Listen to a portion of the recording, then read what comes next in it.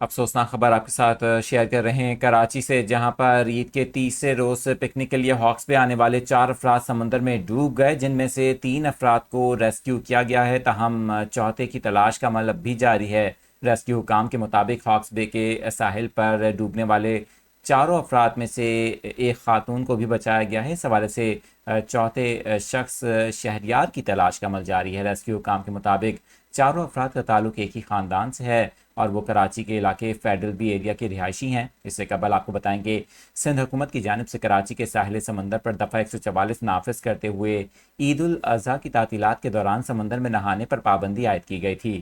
حکام کے مطابق عید کی چھٹیوں پر شہر کے ساحلوں پر آنے والے افراد کی زندگیوں کا تحفظ یقینی بنایا جائے گا۔ آپ کو بتائیں کہ کراچی سمیت سندھ کی ساحلی پٹی پر مانسون سے قبل اونچی لہروں کی وجہ سے اس حوالے سے یہ فیصلہ کیا گیا تھا تاکہ شہریوں کی جانوں کو بچایا جا سکے۔